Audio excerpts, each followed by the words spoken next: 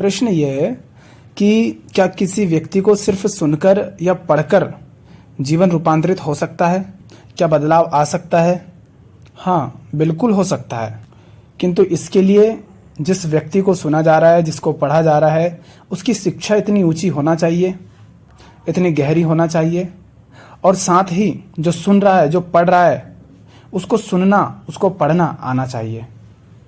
क्योंकि सुनते तो हर कोई हैं, पर बस सुनते हैं, उनके अंदर नहीं उतरता। वो जो ध्यानपूर्वक सुनता है, उसको सिर्फ सुनने से या सिर्फ पढ़ने से बातें समझ आ जाएंगी। किंतु उसके बाद ऐसा नहीं होगा कि तुम्हारा जो व्यवहारिक जीवन है उसमें अपने आप बदलाव आ जाएगा। हाँ, यदि व्यक्ति के विचार, उसकी बातें वास्तव में प्रभावकारी हैं, बहुत गहरी हैं, और तुमने सचमुच उनको सुन लिया है, तो तुम्हें अपने आप में चैन नहीं मिलेगा कि तुम अपने जीवन को बदलो नहीं। क्योंकि तुम उसे सुनकर, उसे पढ़कर अपने जीवन के नकलीपन को, अपने जीवन के मिथ्यापन को, एक उथले जीवन को जान जाओगे कि आप जो जीवन जी रहे हैं वो गलत है। आप ये जान जाएंगे कि जैसे आप जिए जा रहे हैं उससे बेहतर आप जी सकते हैं, और जैसे जी रहे हैं वैसा जीना जरूरी भी नहीं है। तो किसी भी व्यक्ति को सुनकर या पढ़कर आप हकीकत जान जाएंगे।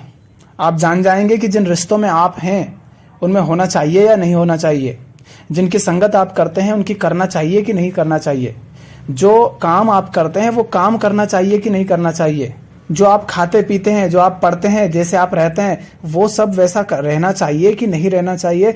आप ये सब जान जाएंगे।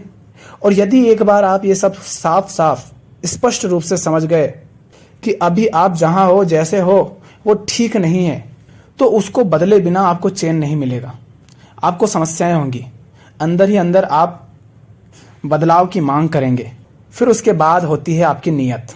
जैसे मान लीजिए आप सचमुच ये जान गए कि आप व्यापार करते हैं मांस का, और आज के समय में देखें तो मांस का, डेयरी का धंधा, जनसंख्या वृद्धि, ये कुछ प्रमुख कारण हैं। तो आप जान गए कि आप भी इनमें सहयोगी हो रहे हैं, पर आप ये कह दें कि अगर मैंने वैसा नहीं किया तो मेरा घर कैसे चलेगा, मैं कैसे रहूंगा, ये वो फलाना ढिमका। तो जानने के बाद भी फिर आपकी नीयत रहती है।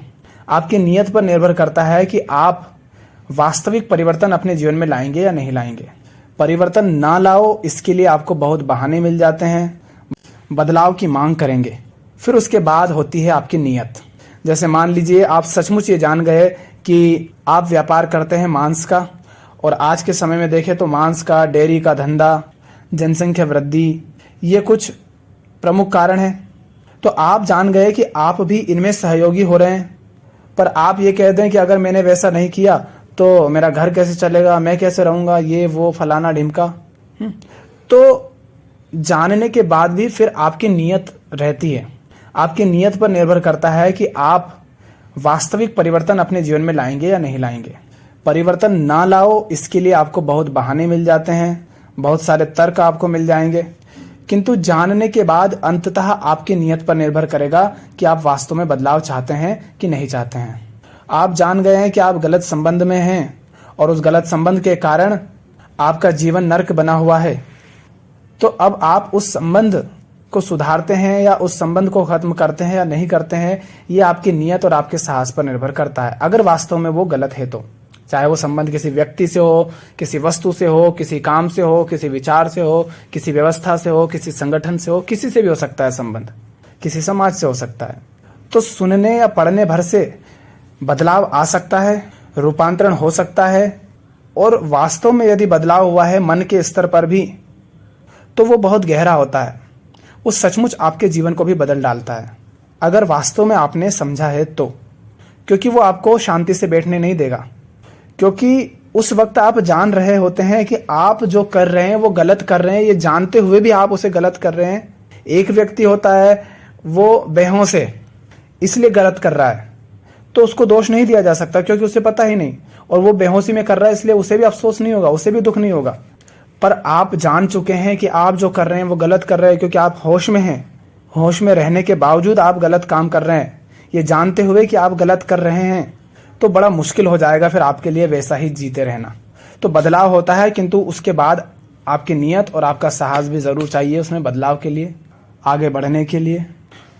और आप बदलाव की बात कर रहे हैं, बदलाव तो शुरू हो ही गया है, क्योंकि जो बदलाव चाहता ही नहीं है वो बदलाव की बात भी नहीं करेगा।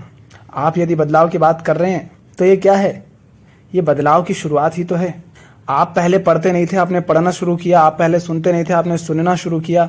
आप पहले बदलाव की बात नहीं करते थे, आप बात करने लगे। ये क्या है? ये बदलाव ही तो है। ये वो बेचैनी तो है जो आपको बदलने के लिए कह रही है, बदलने के लिए आपको मजबूर कर रही है। तो बस इसी तरह काम आगे बढ़ता जाता है।